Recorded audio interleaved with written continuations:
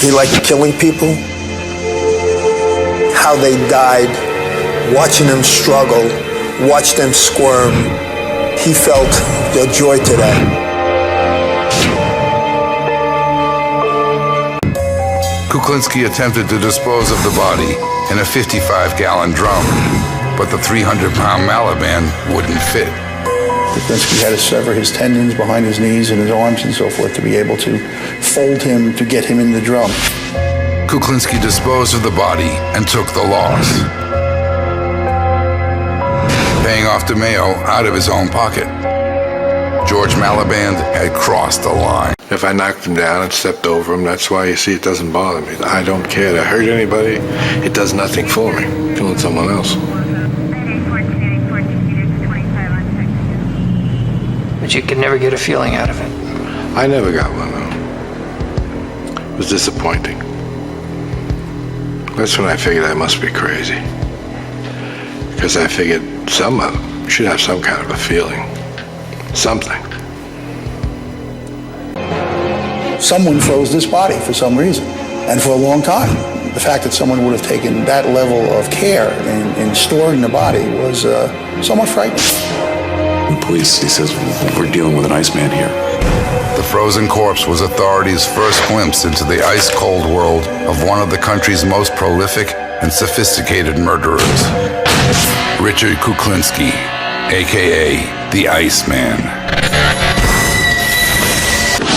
It was a cold December morning in 1986 when Richard Kuklinski, arguably one of America's most notorious contract killers, was arrested outside his home in New Jersey.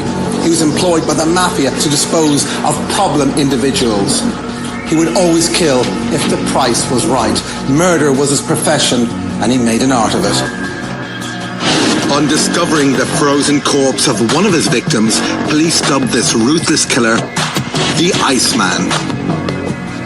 Able to hurt somebody at any given time with no remorse.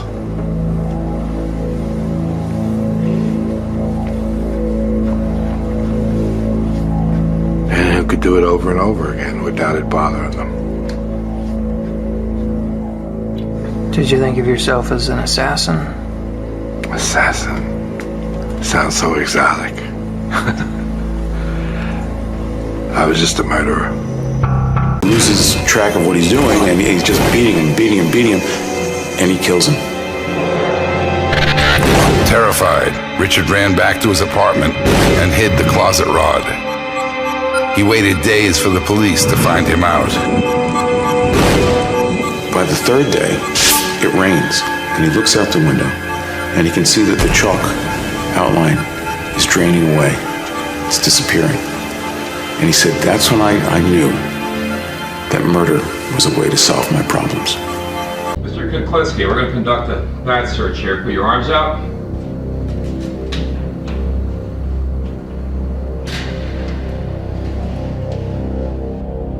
On May 25, 1988, Richard Kuklinski was convicted of multiple murder and sentenced to life imprisonment. This ended 30 years of cold-blooded killing by a master criminal police called the Iceman. Richard Kuklinski is one of the most dangerous criminals we have ever come across in this state. I was a person who was able to hurt somebody at any given time with no remorse.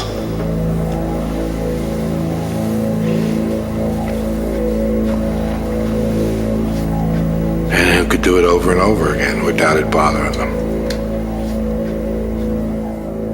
Did you think of yourself as an assassin?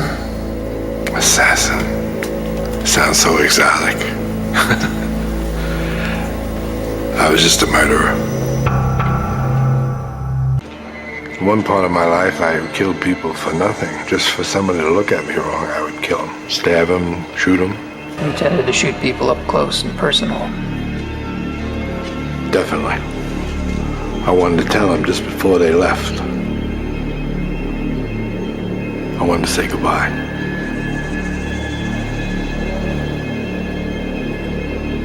Did you like to look them in the eye? I wanted them looking straight at me.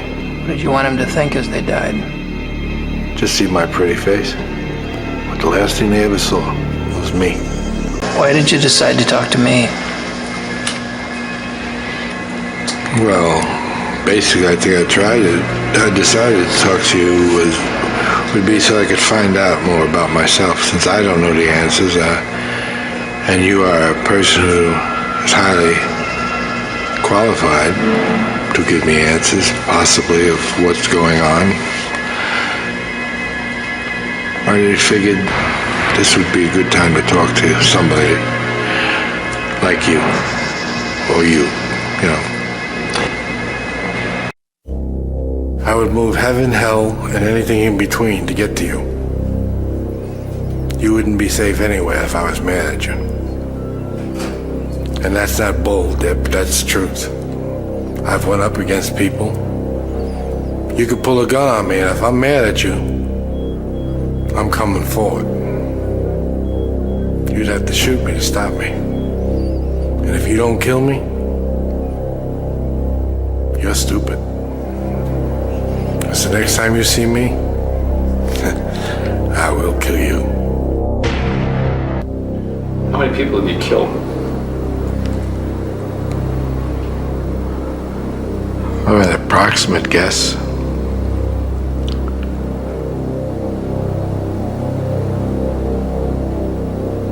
Approximate, we'll go with more than 100.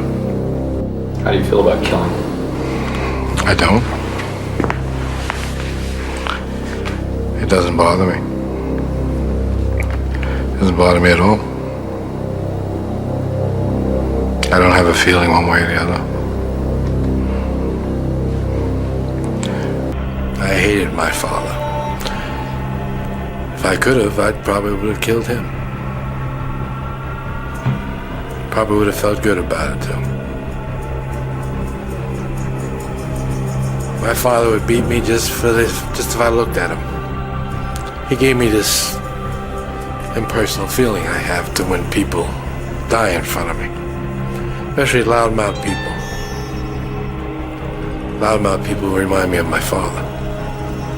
Once a loudmouth person starts with me, I love it. That's the only excuse I need.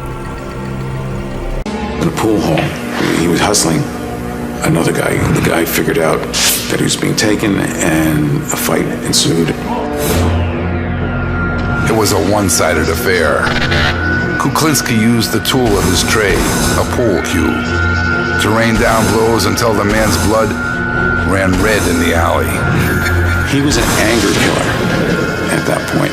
He spoke in vague terms of road rage incidents. People would tick him off.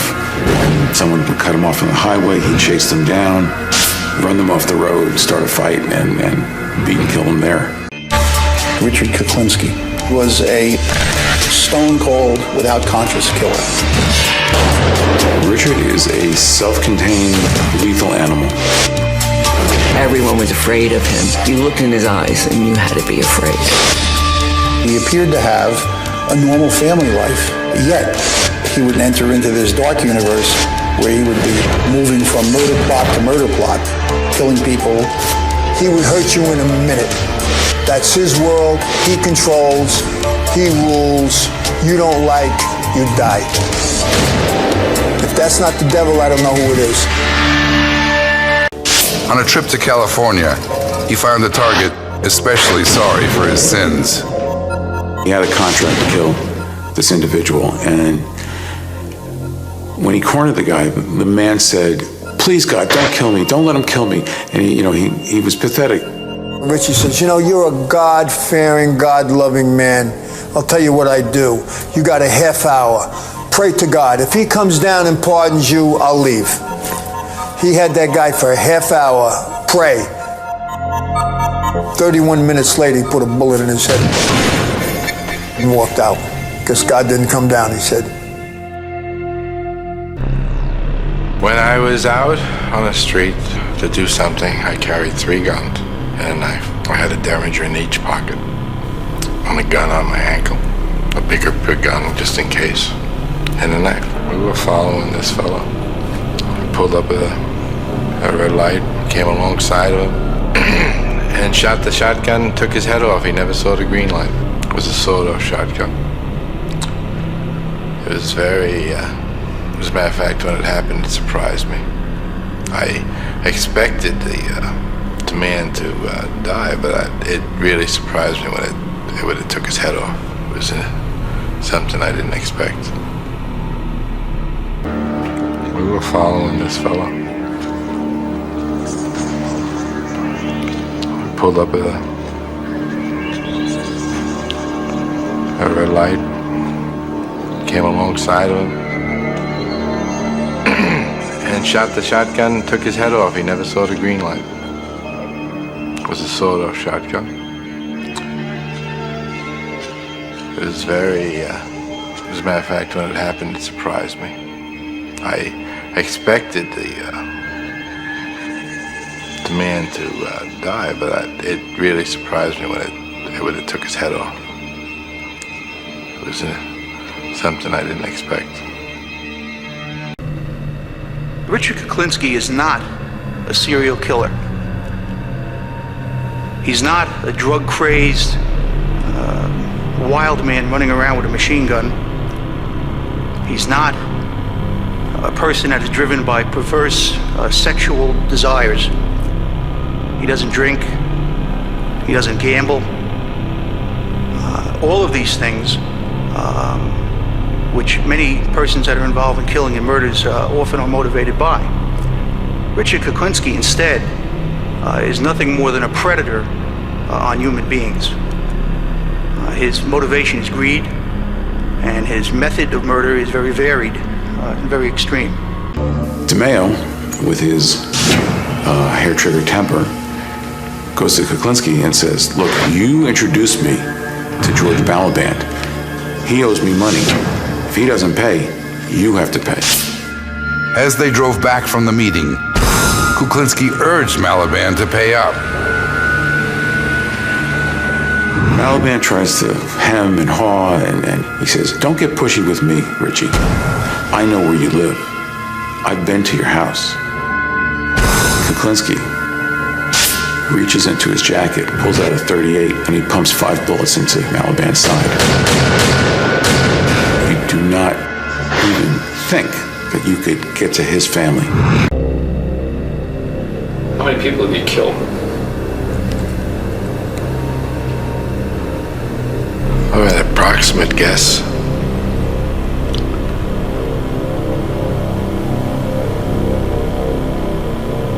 Approximate, we'll go with more than 100. How do you feel about killing? I don't. It doesn't bother me. It doesn't bother me at all. I don't have a feeling one way or the other. I think if I had a choice, I wouldn't. Would you ever use a chainsaw? To cut someone up? Yes. I've done that. To dismember them, yes. Not to kill them, no. What was it like to cut somebody up with a the guy was dead? How did it feel to cut some guy up with a chainsaw? Well, I didn't have any feeling one way or the other.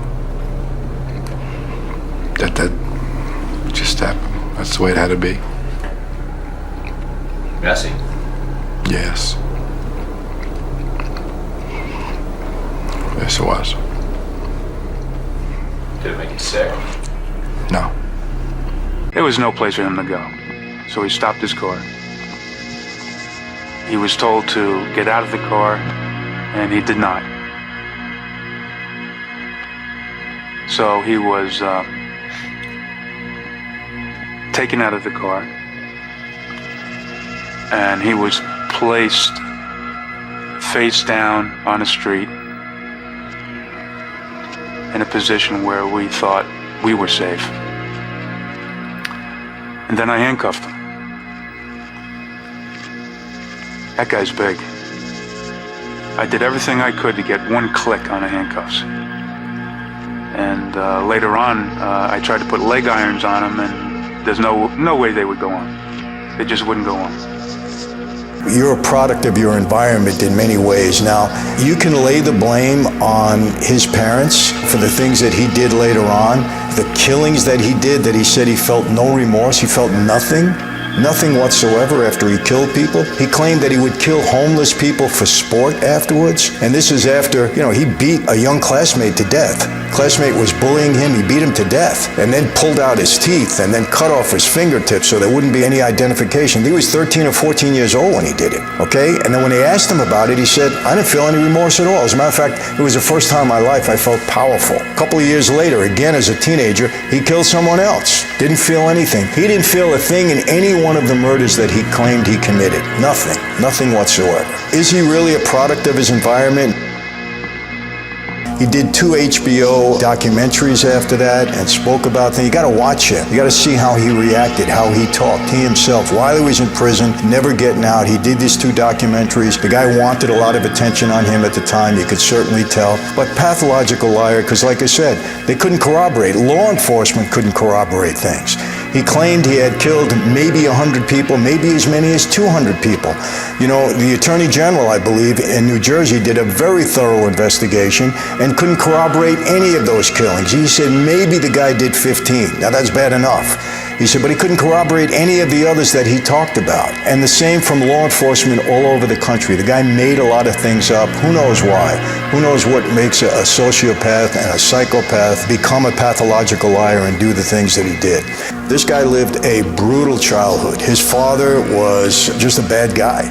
His father beat his younger brother, he beat Kuklinski's younger brother to death. Beat him to death in front of Kuklinski and the rest of the family. Beat him to death, and then made up some story that he fell down the stairs, and the whole family went along with it because they were afraid of him, and he got away with the murder. And he used to beat Kuklinski all the time. He would beat the mother all the time. He beat all of the kids all of the time. Kuklinski hated him, hated his father. And you wonder, what kind of an impact and an influence did his father have on this kid for the rest of his life? He called his mother a cancer. Hated his mother too. Called her a cancer because I guess she never did anything to stop the father from the beatings that they had to go through. Obviously, people. Robert Pronge was an Army-trained demolitions expert, skilled in the use of plastic explosives, grenades, and various bombs. On one contract hit, Pronge and Kuklinski had trouble getting to their target, and the pair put Pronge's skills to use. They would put plastic explosives on command cars, little electronic remote control cars. And so what they did is they drove it under his limo as it was about to take off. And they blew him up there. Kuklinski was sold. He bought a garage across the block from where Pronge stored his Mr. Softy truck, ready to learn from the master. How about dogs? I've kicked them off the roof, tied them to a back of a bus. Then they'd just be dragged once they got tired. Never saw the end of those things, so just did it. Do you remember any feelings associated with it? I don't think so. Might get maybe a little excitement. Most of the time, though, after that, I felt disgust that I did it. Because I didn't really do anything that took any kind of a challenge. I just did it on some kind of helpless nothing. They couldn't stand up to me anyway. And you'd be alone when you did this? Yes. We had the incinerator in the projects there. So I threw a cat in the incinerator. Then I threw a book of matches in there. And through the door, I watched the fire get bigger and bigger, and this cat was running around, trying to get away. Eventually, the fire got too big for him, and he didn't run anymore.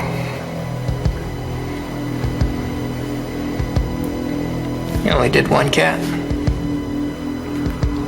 No. That was a pastime. Did they all behave the same way? One almost got out the door. He almost jumped back up, came out the door, I drew him in. Because that's where I was looking, and he almost came back out. The other thing that I think is true about you is another personality style, where I think it's fair to say that you've got the features of what we call a paranoid personality disorder. The general rule for someone who is paranoid is to trust no one, let no one get too close to you, and to never forgive anyone who does you wrong. If somebody criticizes them, they're quick to respond with anger or to counterattack. If somebody humiliates them, then they must have revenge. About 1 to 2% of the population has the paranoid personality disorder. About 2 to 3% of males and 1% of females have the antisocial personality disorder. And then there's a smaller group that has both. And it was having both that allows you to have this career that you've had. I appreciate you taking the time and explaining this to me. I am probably the loneliest person in the world because I have nothing I care for, and I can't make any friends to have any kind of a relationship, so I've lost everything. I've lost everything I ever cared for, everything I ever wanted. It's down the toilet. Since there is no love in my life, I must have something to replace it, so I replace it with hate. Constant hate. Constantly reminded to hate. What's that do for you? Keeps my left foot going in front of my right foot. Keeps me moving. Without it, I would probably just plop down someplace and have no reason to continue. Is that all you've got left is hate? That's all I've got left. Everything that I ever cared for is gone. Everything I ever liked is gone. Everything that meant anything to me is gone. So hate. That's all you started with, too. Then I've come full circle. It's time for me to die. As Kuklinski schooled himself in the art of murder, his relationship with Roy DeMeo suffered. Kuklinski wanted to control you, dominate you, and you work for him and he'll tell you what to do. But DeMeo, a made man, saw Richard as a threat. They were at the Gemini Lounge in Brooklyn. They're all yucking it up, and they're drinking and they're eating, and all of a sudden, DeMeo's face changes, and he's scowling, and he pulls out an Uzi, submachine gun, and he points at Kuklinski, and he says, "What's so funny, Polak? You want to die today? You want to die today?" And Richard just put down his fork and he said, "It's all in your hands, Roy." And he just threw down the machine gun and kept eating. Pronge had developed an effective way of delivering the poison through a spray bottle. He claimed that one spray to a victim's face meant almost instant death. Kuklinski decided to take the new weapon for a test drive. He picked out a guy who looked like a likely heart attack victim, guy in his 50s, overweight, bad shape, and he walked toward the man who was coming down the sidewalk. He reached in his pocket, took out a handkerchief and the little cyanide bottle. As he passed the guy, he feigned a sneeze, covered his own mouth, and sprayed in the guy's face. He took maybe 4 steps more, collapsed. Everyone thought he had had a heart attack. We got in the car, and then there were just men everywhere, with rifles on the hood, at my window, at his window. The cops cuffed the massive Kuklinski. The killer seemed resigned to his fate until he saw his wife also being put into cuffs. He just went berserk. He was able to lift himself up and push some of us off until we were able to come back down and complete the arrest. But he was that strong. He was that strong of a guy. Kuklinski was finally secured and taken into custody. He was charged with 5 counts of first-degree murder. In January of 1988, Kuklinski went on trial for the murders of Gary Smith and Danny Deppner. The other murders were separated into another trial. By the early 1980s, Richard Kuklinski was a ruthless contract killer for the New York mob, a profession he hid from his family. I had an idea that he was a wholesale distributor. He had cards, he had a business, he had an accountant, the whole 9 yards. Kuklinski was bringing in tens of thousands of dollars per mafia hit, and he'd just found a new partner, Robert Pronge, aka Mr. Softy. The pair met on a hit ordered by Roy DeMeo and shared an interest in the finer points of murder. He found the cue to his 007. Just as Q had all the neat gadgets for James Bond, Robert Pronge had all the neat methods that Richard then put into practice. The only thing I feel sorry for. I'm not looking for forgiveness and I'm not repenting. No, I'm wrong. I'm wrong.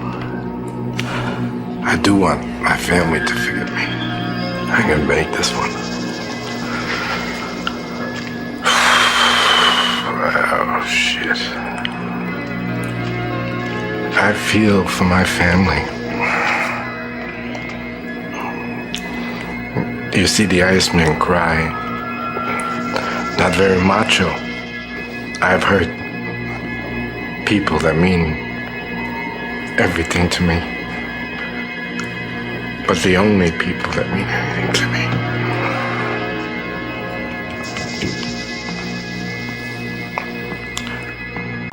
What is it to dispose of something? You throw it away. You throw it anywhere. It all depends.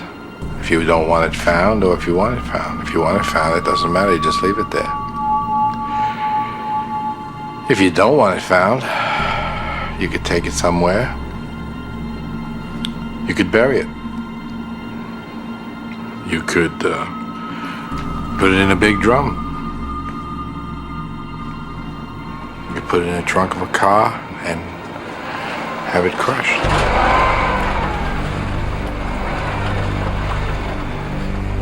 You leave it in town, you can put it on a park bench. I mean, you know, you can put it anywhere you want. They found a few people sitting on park benches, I'm sure. As a matter of fact, I know they have. The other murders were separated into another trial. Prosecutor Bob Carroll's case began with the audio tape confessions recorded by Agent Dominic Polifrone. When you hear a tape recording where he's talking to someone openly, friendly, about terrible things, you know he's intending on killing this person, okay? It's very sobering. In 25 years, I never heard Richard talk like that. Never. I thought he was a coward because of what he did to me. The shock of hearing Kuklinski on tape also affected the jury. After just 4 hours of deliberation, they found the 53-year-old guilty of killing both Smith and Deppner. He received 2 consecutive life sentences. Facing another trial for the murders of George Maliband and Louis Masgay, Kuklinski opted to forego the proceedings and plead guilty to the murders. And did you cause his death? Yes. And how did you do that? I shot him with a shotgun.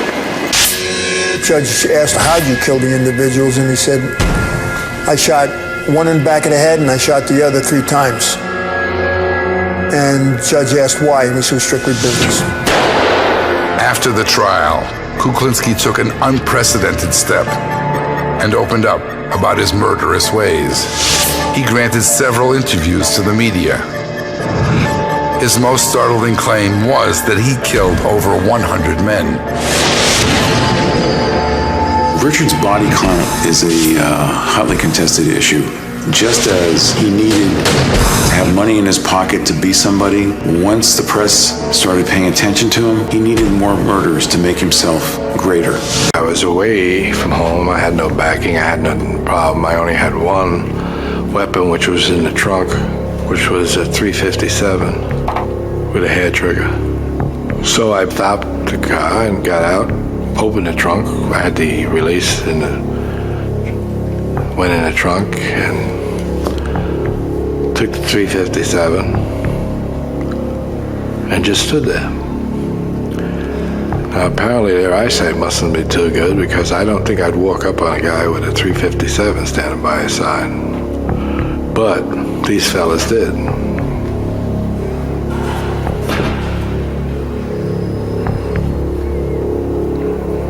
foolish mistake. They all died.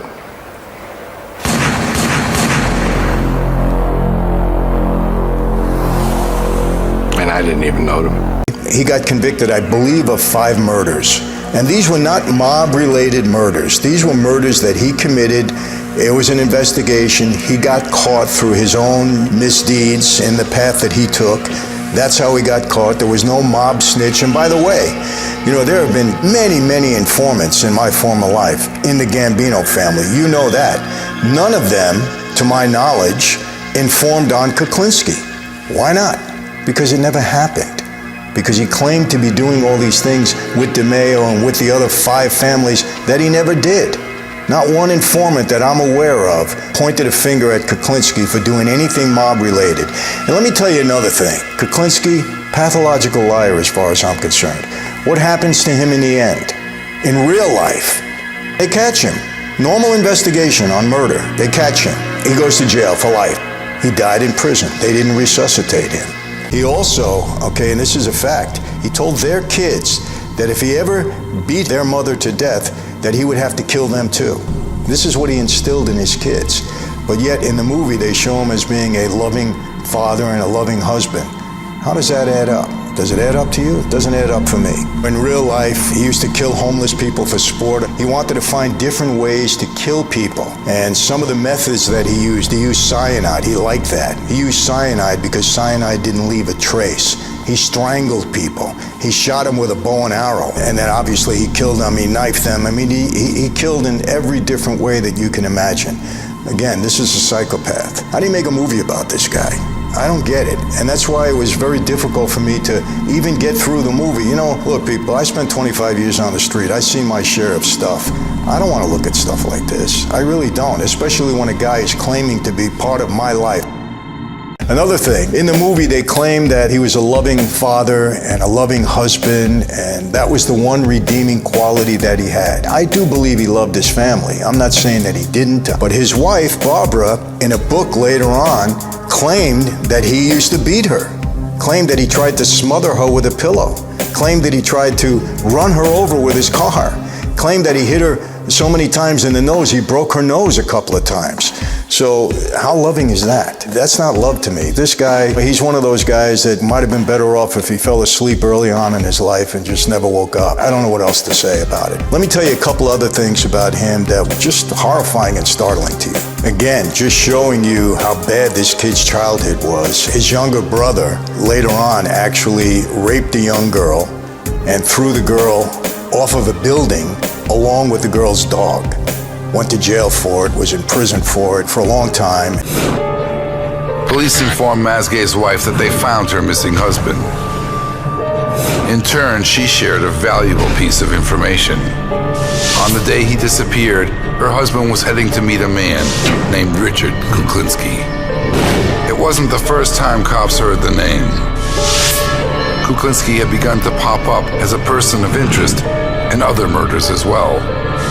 But we didn't have a lot of specific information. We had RK, we had the big guy, a lot of different things that pointed towards Richard Kuklinski, but nothing that said that Richard Kuklinski killed this guy. The detectives paid Kuklinski a visit. Richard was very cordial and then said, if you want to speak to me in the future, I'll meet you somewhere. Don't ever come to my home again. To bring down the Iceman, the cops would need to get much closer. September 1983. A warm fall afternoon on a rural highway near Spring Valley, New York. Cop cars lined the road.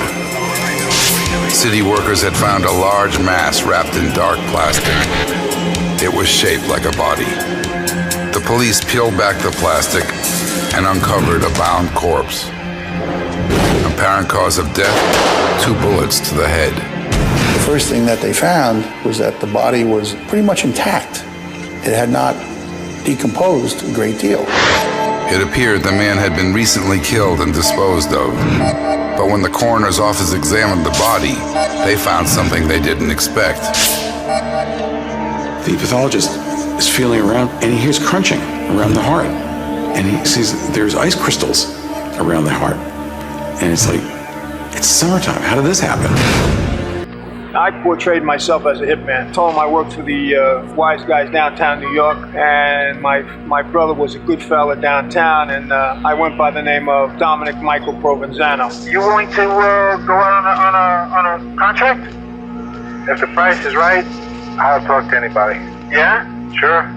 And you mean to tell me your way is nice and clean and nothing fucking shows up? Well, it may show, my friend, but it's quiet. It's not messy. It's not noisy. It's not, Yeah, but how the fuck do you put it together, like, you know what I'm saying? Oh, there's always a way. There's a will, there's a way, my friend. We used to sit down, we talk. Either we'd go to those tables over there and get away from people, and we discuss how to murder people.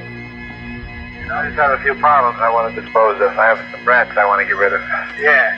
The only fucking thing I don't understand, don't you use a fucking piece of iron to get rid of these fucking people? Use this fucking cyanide? Why be messy? You can do it nice and calm. There was a man, he was begging and pleading and praying, I guess. He was pleased God and all over the place. So I told him he could have a half hour to pray to God. And if God could come down and change the circumstances, he'd have that time. But God never showed up. And he never changed the circumstances.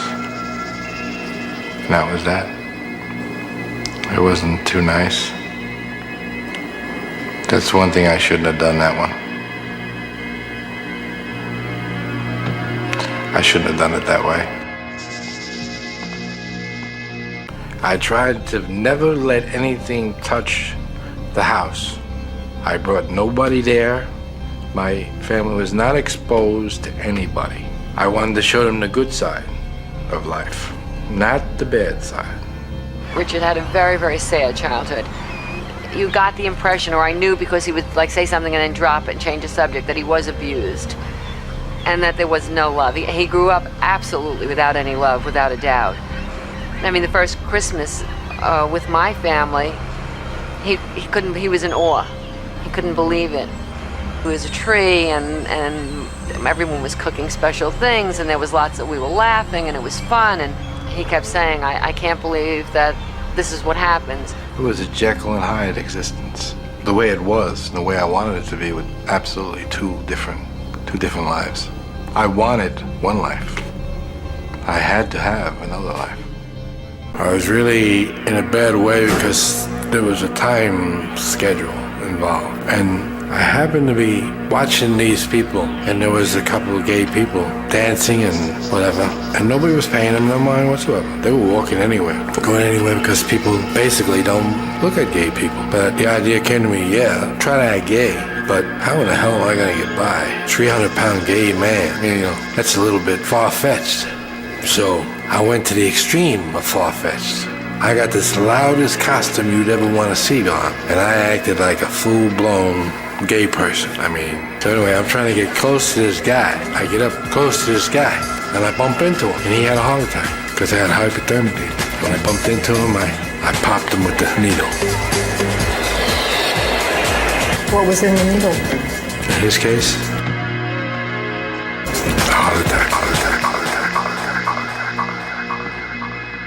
As a young teenager, he beat one of his classmates that he claimed was bullying him, just beat him to death with his fists. And after he was done, he pulled out his teeth, he cut off his fingertips because he didn't want the body to be identified. He had seen that on a crime show earlier in his life. They asked him about it later on in life, and he said, I didn't feel anything. It didn't bother me one bit. As a matter of fact, I felt powerful. Who could do something like that? The ICEMAN. Kuklinski claimed to be a very close associate of Roy DeMeo, and that he did a lot of killings for DeMeo. He claimed to do killings for all 5 families. I spent 25 years in that life. I never heard his name mentioned once. Certainly wasn't involved with the Columbos. I don't think he was involved with Roy DeMeo. As a matter of fact, when you've seen his interviews and you hear about law enforcement, they can't corroborate anything that he said with any of the Five family because I don't believe he had one. I think the guy is a pathological liar. He was a sociopath, no doubt. He was a psychopath, no doubt. And I think he was a pathological liar. To prove himself, he auditioned for Mafia capo Roy DeMeo. Said, well, I would expect you to, if you came with me, I'd expect you to, if I told you to whack somebody, you'd whack them without any question. So I said, well, I could probably do that. So he told Freddie to get the car, got the car. He and I got in the back seat. Freddie was driving. We drove someplace, I don't know where it was someplace in New York. And we were sitting there for a while. We got to wherever we were going. We were sitting there for a while, and a man came in the distance. He was walking his dog, it looked like. So he said, all right, take this guy down. So I got out of the car, and I started walking towards the man. The man was walking his dog just like a regular guy. As he passed me, I turned around and shot him.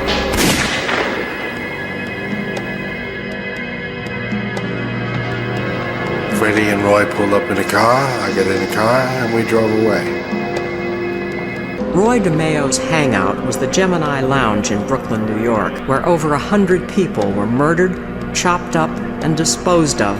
DeMeo ordered the hits, and Kuklinski executed them without question. He wanted this guy taken care of, but he wanted to talk to him first. So when I got to the place, I asked the man for the money, so the guy says he didn't have it and Roy would just have to wait until he got the money to pay him. And that was that, he'd have to wait. So I said to the man, I said, well, you have to then talk to him. He wants to talk to you. I dialed the phone number, he got on the phone, and I said, he wants to talk to you. So he was talking to him, and I guess they were acting like everything was all right, because he got off the phone, he handed me the phone back, he says, yeah, I told you he'd wait. He's in the better frame of mind, don't worry about it, he wants to talk to you now. So I picked up the phone, and he said, kill him.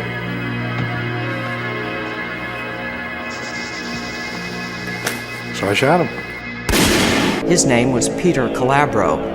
The family ordered a hit, and Kuklinski was given the contract. On March 14, 1980, Kuklinski drove for hours on a snow-covered road in Saddle River, New Jersey. I get a call that they're on their way, and now they're coming. And I was in a van. So what I figured is, the last moment I decided, well, I'm gonna double park. This will give me the edge because this will make him have only one way to come by. And I go to the back, and I go out the back door. I take the shotgun with me, of course. So I kneel down, and I look under the van so I can see where he's approximately at. And so I watch him come up to where he's almost in the front of the van, and I stood up. And as he's going by the van, I fired. I never knew the man,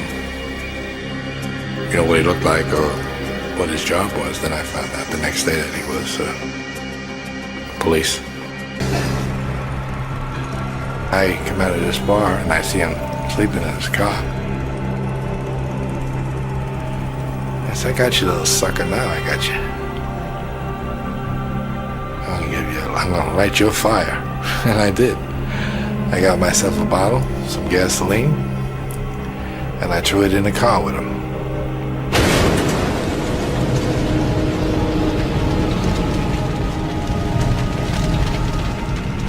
And he was screaming and yelling and burning, and the car burned.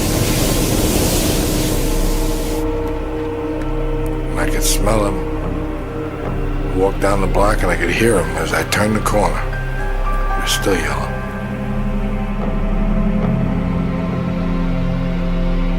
This was a personal thing, yes. See, this was a guy I disliked.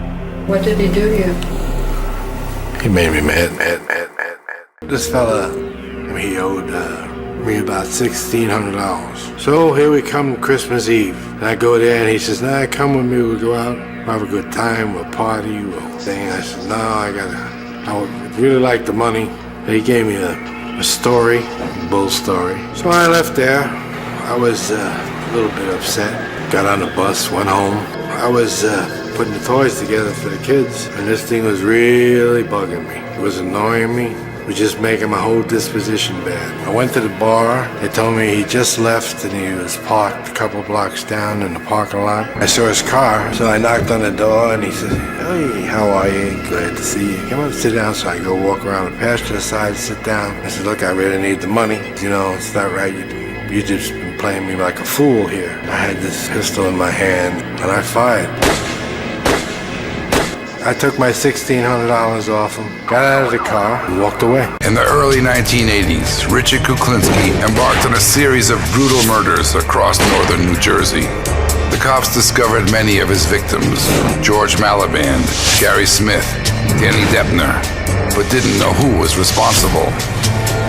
He never followed a pattern, which made him even more dangerous. But one of Kuklinski's kills would shock even veteran investigators and lead them directly to the Iceman. A body had been found wrapped in plastic. It was identified as that of Louis Maskey, owner of a general store in New Jersey. He'd been shot twice in the head, and the corpse looked fresh. Detectives were shocked to find that Maskey had been missing for more than 2 years. When they did the autopsy, then they found the body, they find crystal. They find ice tissue in his body. Someone had killed Maskey and then kept his body on ice for 2 years. In the 80s, a man who was nicknamed Mr. Softy teamed up with Kuklinski. This harmless-looking ice cream vendor was in reality an Army-trained demolitions expert who was a violent and vicious killer. He taught me a lot, basically, but he was extremely crazy. He used to go around in this Mr. Softy truck. That's how he used to spot people and get the outlay of the land, you know, where they were in easy ways. And sometimes he'd do it right from the truck. And he sold ice cream? Yes, he did. Sold Mr. Softy. He had one of those Mr. Softy trucks. Did you ever see them? That's what he sold. And he sold ice cream to the little kids in the neighborhood? Yes, he did. Sell ice cream to the kids and maybe kill one of their fathers. On August 9, 1984, Mr. Softy was found dead, hanging out of the driver's side seat in his Mr. Softy ice cream truck. He had been killed by multiple gunshot wounds to the head. In 1981, Maskey was the owner of a general store in southern New Jersey. Kuklinski promised Maskey that he could supply him with a hot new commodity, videotapes, at a bargain price. They set up a deal, date, and location, but Kuklinski never showed. While Maskey wondered what went wrong, Kuklinski sat back and let his plan unfold. Kuklinski stood Maskey up 3 more times. Finally, on July 1st, 1981, he met Maskey in northern New Jersey. The store owner brought with him nearly $100,000 to complete the deal for the videotapes. Maskey never returned home. His car was found 3 days later. No evidence of foul play at that time. And Mr. Maskey was gone, and the money was gone. So for all intents and purposes, he was a missing person. The saggy clothes and awkward appearance made Richard a prime target for bullies. There was a boy who taunted him constantly. And the kid would call Richard, hey Polak, what are you doing? Where are you going? What are you doing? The taunting turned physical as the bully and his friends dished out frequent beatings. On a frigid winter night, he devised a plan to exact revenge. He knew that in the evening, after school, his tormentor would cross the courtyard outside his apartment building. He removed the rod from his family's soul closet. The kid shows up by himself, and he sees that Richard's holding the pole. And he says, what are you going to do with that pole? And Richard, out of nervousness, swings at him, hits him in the head, knocks him down. Now he's more scared than ever. He loses track of what he's doing, and he's just beating him, and he kills him.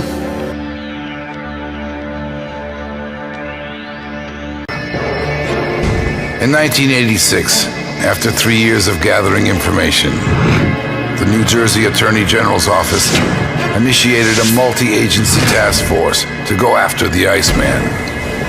It included prosecutor Bob Carroll, FBI agent Paul Smith, and ATF agent Dominic Polifrone. Polifrone's specialty was undercover work. The undercover agent talked up his connections, and Kuklinski finally took notice. Polifrone wore a wire. I just have a few problems I want to dispose of. I have some rats I want to get rid of. Yeah. The only thing I don't understand, don't you use a piece of iron to get rid of these people? You use this cyanide? Why be messy? You do it nice and calm. Polifrone saw his chance. The incriminating tapes on Kuklinski were damaging, but the cops wanted to make sure their case was rock solid.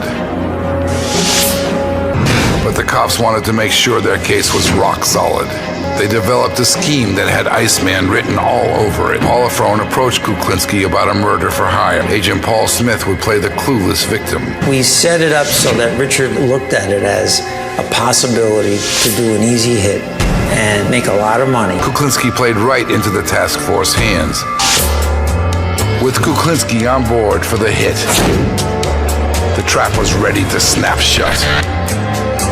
They'd finally be able to take the Iceman off the streets for good. The exchange of the fake cyanide went smoothly, and the parties went their separate ways. After Kuklinski returned home, the authorities were ready to take down the Iceman. Kuklinski, however, had made a pickup. His wife, Barbara. We got in the car, and then there were just men everywhere, with rifles on the hood. Richard had met mob associates Percy House, Gary Smith, and Danny Deppner. Richard and the crew had moved on to stealing Corvettes. But on December 17, 1982, police had enough evidence to arrest House for multiple counts of theft, and a warrant was issued on Smith and Deppner. So he had to figure, I got to get rid of this whole crew. A day after the bust, Kuklinski ordered Smith and Deppner to stay put at a cheap motel in North Bergen, New Jersey. He let them sit around all day, then finally arrived, a sack of hamburgers in hand, passed the burgers around, and the hungry men each dug in. Within seconds, Smith began to violently choke. Kuklinski laced the hamburgers with cyanide. To finish him off, Kuklinski ordered Deppner to strangle him with a lamp cord. Kuklinski prepared a beef stew for Deppner.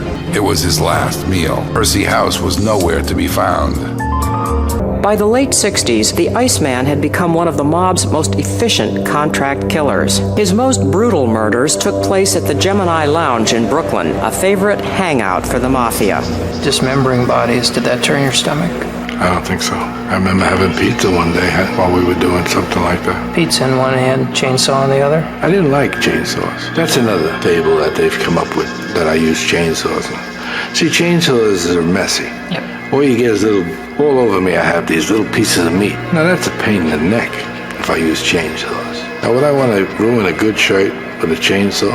That would be downright stupid. And I definitely have the wrong. I don't think I could walk around with bits of meat hanging off me or bits and pieces of somebody's body hanging off me. I would probably smell a little bit bad also at that point. So what's a better way to dismember Just a body? knife, a butcher knife, you cut it around the bone and a little slice here, a little slice there, and wrap it, ship it. Because when I had come to that point, and that point, that is the last point they come to. I don't back off once I go forward. Once I go forward and I take a gun, I do not back off. You almost made me mad. I know. What made you mad about that? I don't know, but you almost did. Can you figure out what it is? No. Try to look at it. Look at what made you mad there. I don't know. I think it must have been something you said. Yeah. Obviously, but I don't know what it was. Could it be that I was challenging you and it sounded judgmental? Could be. Did you feel I was criticizing you? Yes. Is that what did it? I think so. I think that's the part that did it. Who used to criticize you the most? Of course, my father. Yeah. There was no doubt that Richard Kuklinski was a stone-cold killer, and most people thought that's why he was called the Iceman. But law enforcement had another reason for pinning this name on him. They called him the Iceman because to confuse the time of death, he would take his victims and put them in a freezer for long periods of time. One such victim was a man named Louis Masgay. he did too good a job on this body. After leaving the body in a freezer for over 2 years, he then took the body out and dumped it where it was found before it had thawed out.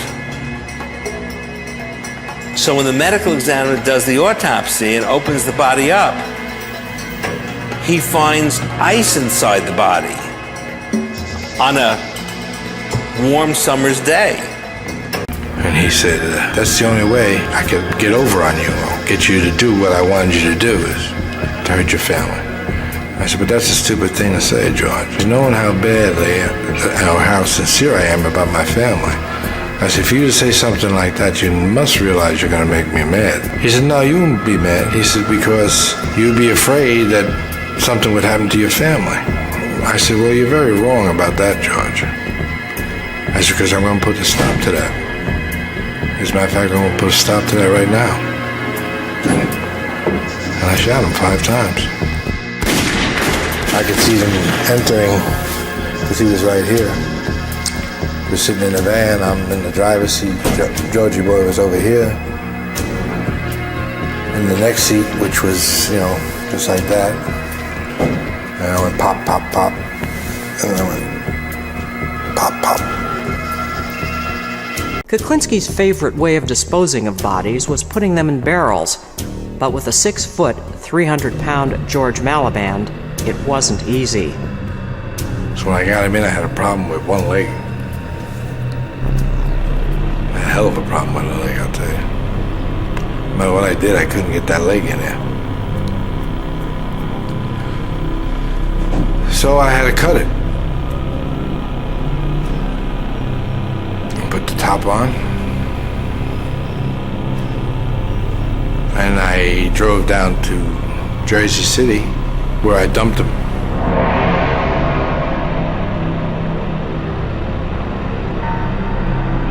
The next morning, a passerby noticed a dented steel drum turned over on its side. When he walked over to get a closer look, he saw a pair of legs, one of them bloody and hacked. I believe I attempted to do it. I gave it a knife and told her, here's a chance you'll never get again, or something like that. And I turned around. Now she had a chance. She didn't do anything. She dropped it on the floor and walked away. And I left the house. There was a stabbing between your parents, wasn't there? Yes, there was. What room was that in? I don't remember. What happened? I don't remember. I don't know. Stanley stabbed Anna. Why, I don't recall. I don't remember what it was all about, but I remember it did happen, yeah. Stabbed her in the back? Yeah. And here you are inviting Barbara to do that to you. Stupid, wasn't it? But there have been people you've been good to, aren't there? Not many. There have been people. I don't know what you consider good. Your interpretation of good might be different than mine. I don't know. What do you mean good? Well, how do you think you were with your kids? Oh, the kids.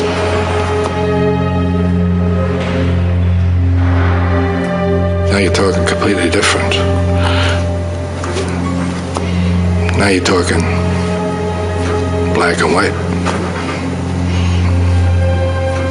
There was nothing I wouldn't do for my children. Nothing. I'd kill everybody in this room for them. That's just to show you a point. Not that I would or want to, I'm just saying I would. If it meant I had to for them, I would do it without even thinking twice. It might upset me, it might hurt me, but I would do it.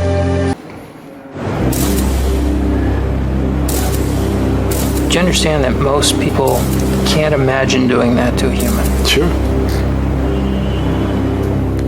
I can understand that a great deal. I can't understand why I can. Did you have to cultivate that ability, or is that natural for you? I don't know. I don't recall. I don't recall when I started doing it or why. Jeffrey Dahmer told me that when he cut bodies apart. Yeah.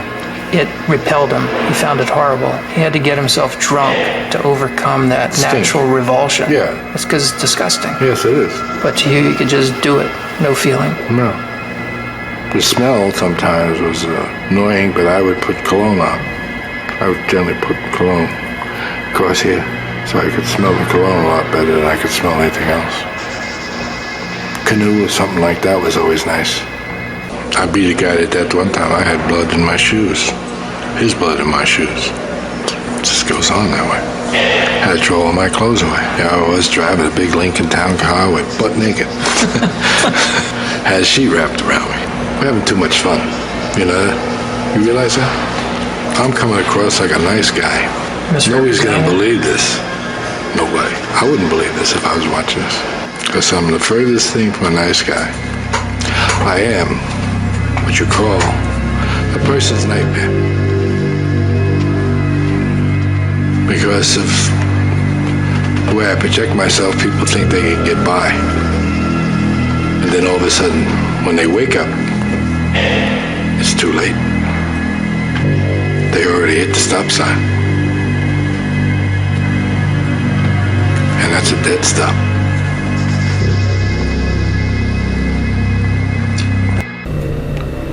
And I hit him with a cue stick.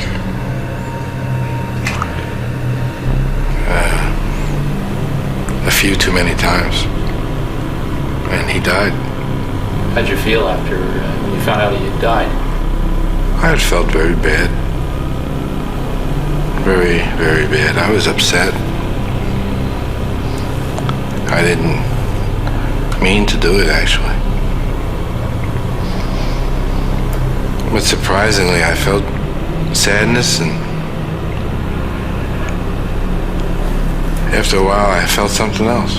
I didn't feel sad. I was sad along with some sort of a rush that I had control. And if you mess with me, I guess if you mess with me, I'll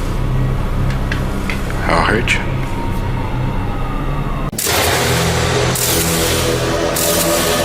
I'd be looking in their eyes. I would see the blankness come over it. I'd watch them die. I just didn't shoot them and walk away. I saw the surprise, the shock, the blank. They're gone.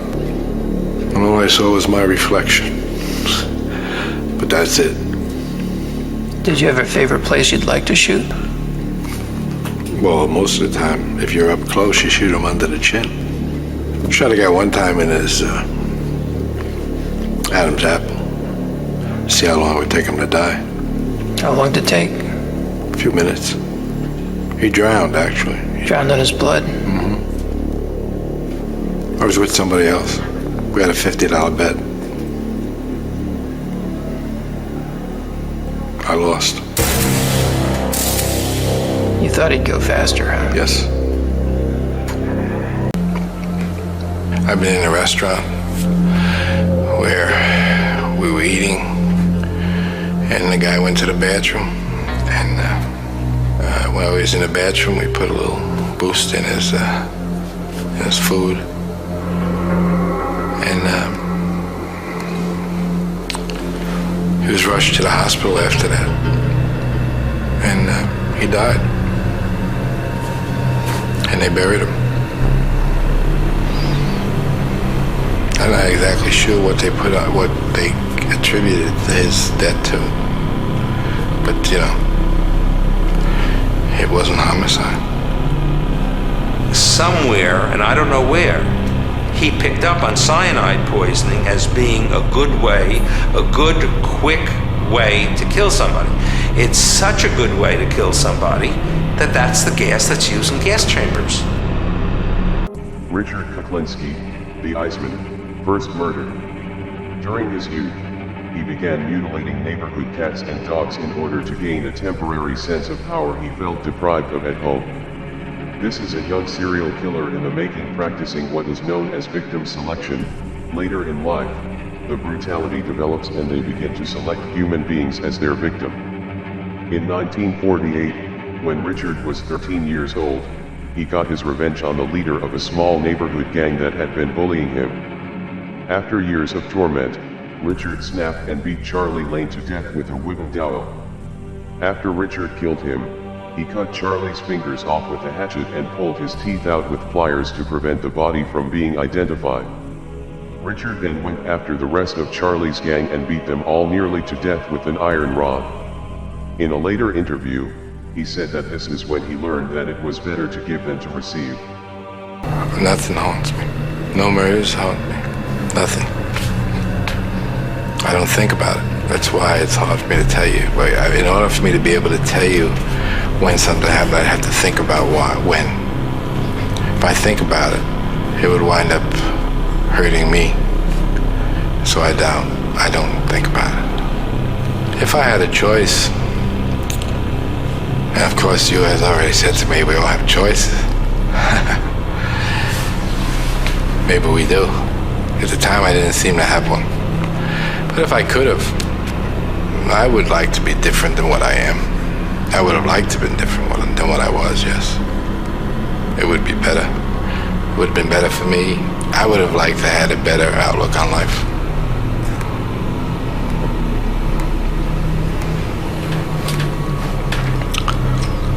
But I can't change yesterday. In his sessions with psychiatrist Dr. Dietz, he revealed that some of his clients wanted his victims to suffer before they died. I used to have a thing where I would take somebody into a cabin or cave, whatever you want to call it, and I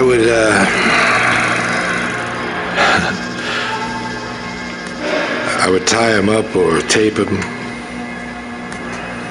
their hands and their feet together,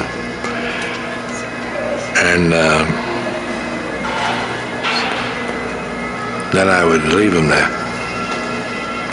and I'd leave a camera on, and rats used to eat them.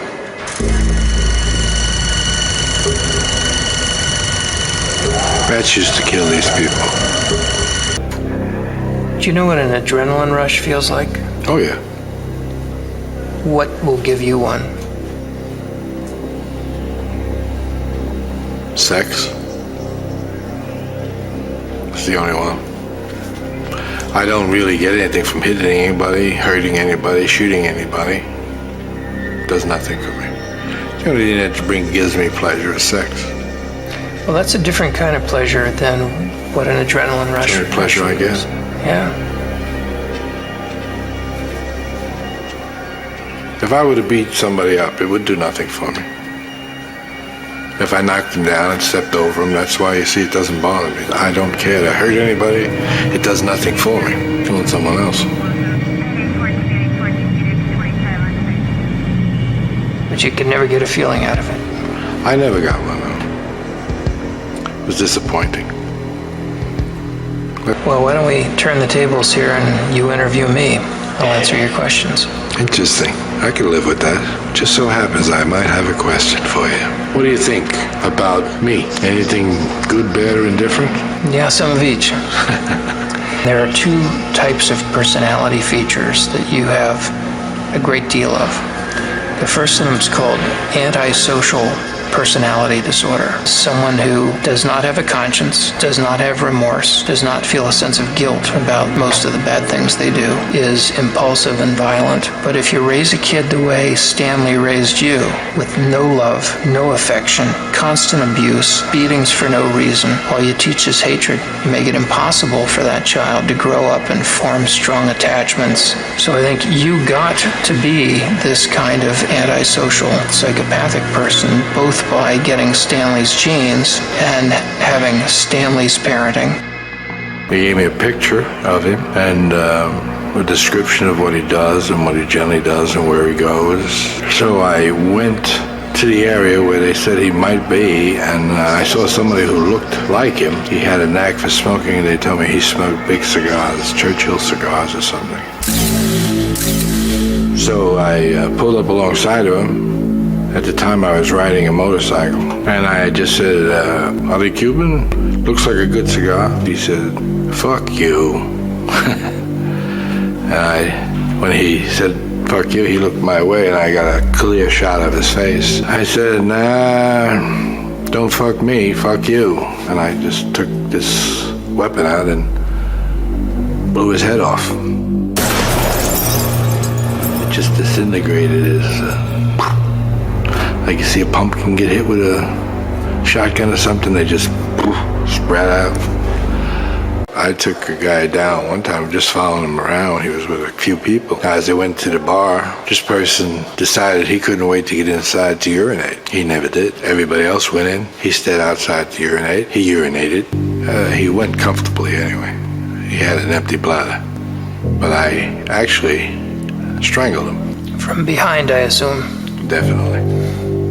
I actually did it in a way that's maybe this is original. And maybe not, I don't know. But I put the rope around his neck, twisted it, and threw him over my shoulder and held him there. So actually, I was the tree hanging him. Yeah. And he eventually just stopped kicking. Now, what had this guy done to you? I didn't like him. He just made me mad, some reason or other. For me to track him and wait for him, I was mad at him for something. You almost made me mad. I know. What made you mad about that? I don't know, but you almost did. Can you figure out what it is? No. Try to look at it. Look at what made you mad there. I don't know. I think it must have been something you said. Yeah. Obviously, but I don't know what it was. Could it be that I was challenging you and it sounded judgmental? Could be. Yeah, it could be. Because you've got me annoyed with you now. Yeah. That's the truth. I don't know why it happened. Did you feel I was criticizing you? Yes. Is that what did it? I think so. That's the part that did it. Who used to criticize you the most? Of course, my father. Yeah. Law enforcement authorities have arrested one of the most notorious contract killers in state history. A self-employed Bergen County man is behind bars, charged with 5 murders, and prosecutors are investigating his involvement in dozens more. This is unwarranted, unnecessary. These guys watch too many movies. He is such a cold-blooded killer, they call him the ICEMAN. After being convicted of 2 murders, he confessed to 2 others in court today. I shot George Malapan 5 times. Louis Masgay on July 1st, 1981. I shot him once in the back of the head. When the judge asked him why he had killed the 2 men, Kuklinski replied, It was due to business. Dominic Polifrone's tapes had nailed Kuklinski, but in court, the Iceman greeted the undercover cop with a smile. This guy, even though he had a rough childhood, he was just a bad guy. I mean, you gotta say that. He was a bad guy. For whatever the reason was, that's what he was. He was a bad guy. Another thing that makes me really question the credibility, many things that really make me question the credibility of Kuklinski is that he claimed to kill a cop by the name of Calabro, and that it was a contract killing by the Gambino family, and he claimed that Sammy Gravano was involved with him in this, that Sammy gave him the orders or whatever. Sammy was involved with this.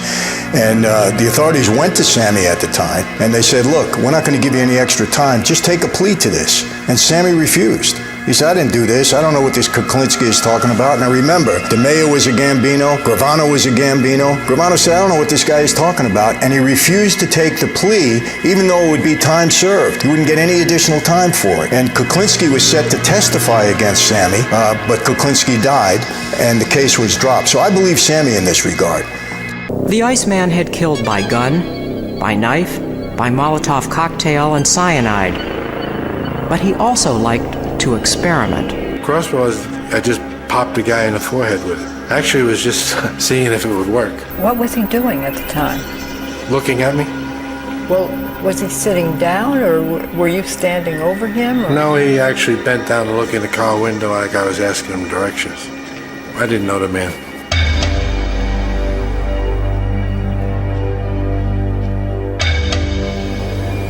Was this a contract murder, or was it something out of anger, or was it a personal thing? Neither. What was it? I just wanted to see if this thing would work. You mean you're experimenting on somebody? Right. Did it work? It sure did. Richard, I understand that you're an expert at the use of cyanide. How many times did you kill with it? Quite a few. What's the different ways you use cyanide? You could put it in liquid form. You could, person could say, for instance, a person could be in a bar. You bunk into them, possibly by mistake, or say you were intoxicated, spill a drink on them, and leave. Everybody just looks around, thinks you were drunk, or that you just had an accident or something, and meanwhile, it's soaking through their clothes, into their pores, and into their system. And eventually, they'll die. Even at the age of 10, Richard Kuklinski was already showing signs of pathological behavior. How were you with animals at that age? Deadly. Cats, dogs? Cats, dogs. I used to tie two cats' tails together. I drove them over a clothesline and watched them rip each other apart. How long does it take? Not long. Did they both die? I don't know. I never stood around to see the final thing. I would say eventually they both died because they were both pretty well tore up. Gotta be noisy. It was quite noisy. What else would you do with cats? Well,